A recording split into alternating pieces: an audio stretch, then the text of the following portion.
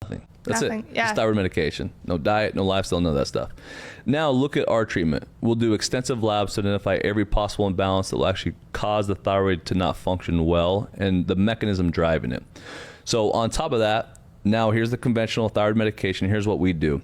Now we'll likely correct liver function, we'll correct methylation problems, we'll correct detoxification, we'll correct poor absorption, poor digestion, intestinal permeability, brain inflammation, cortisol defects, hormonal imbalances, blood sugar imbalances, and then we'll look at their environment, their lifestyle, their diet, correct all that. Then we'll do like ozone therapy, peptide therapy, maybe maybe LDN, low dose naltrexone if it works for that patient, maybe stem cell IVs, maybe whatever it may be. Yeah. So you look at, okay, here's your thyroid medication, and now we literally just did 20 different things to optimize the mechanism driving that problem, and now you see how complex it is.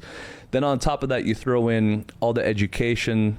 And well, education is everything. It's huge. I feel like when you start to educate yourself, it's just like the old saying, when you know better, you do better. So when you have the education behind you, you're going to think twice. Our goal is we'll see this patient 30 times over the course of a year. And our biggest goal is to teach you so that you literally are the expert in your own health. Childhood trauma and this constant fight or flight response, look at all the different mechanisms that actually are triggered from just that one thing. If it can't, then what happens is you have constipation, you have poor blood flow to the gut, you have decreased digestive enzymes and decreased ACL, so you're not digesting your food properly.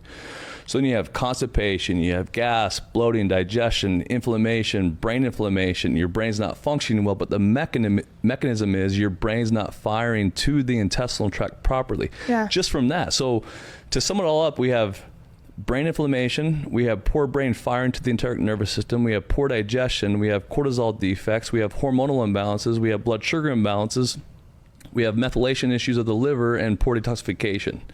So childhood trauma and this constant fight or flight response, look at all the different mechanisms that actually are triggered from just that one thing. There's tons of things that you can do to heal it. And one of the most important things is to get the brain to fire more effectively to the enteric nervous system, which in turn decreases inflammation, improves absorption, improves digestion, improves the immune response. When someone's in this like constant fight or flight, the biggest goal for us is to try to do everything that we can to get them out of it. And you can do like neurological exercises, which is kind of fun.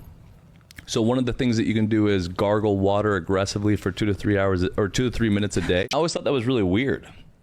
So I had the option to go to medical school or go to chiropractic school initially. And I was like, I don't want to go to medical school because I don't want to learn. I want to learn as much as I can about nutrition. And they didn't really offer nutrition at that time. And then Which is crazy. Yeah. I mean, it's not like you're ancient. Like, Totally. I mean, how long ago was this that they weren't offering 20 years nutrition? ago. That's 20 crazy. years ago. And then since then I went to chiropractic school, started my first functional medicine clinic. I never really adjusted anybody. It was all just functional medicine, blood chemistry, medical testing. And then I went. What was your education, right? It's pretty hefty. Luckily I'm still married. My wife's here watching. That so is she's great. But I went to chiropractic school and then I did a master's in human nutrition and functional medicine. And then I did a immunology degree at Johns Hopkins with an emphasis in molecular biology and immunology. And that's where I learned about stem cells. So you are really not cool. stupid. That is for sure. And then I went back to naturopathic medical school and then did a residency in regenerative medicine and stem cells. Okay. Cool. And so definitely the whole stem cell topic I find to be very interesting. It's so cool. Stem cells are going to change the world for sure.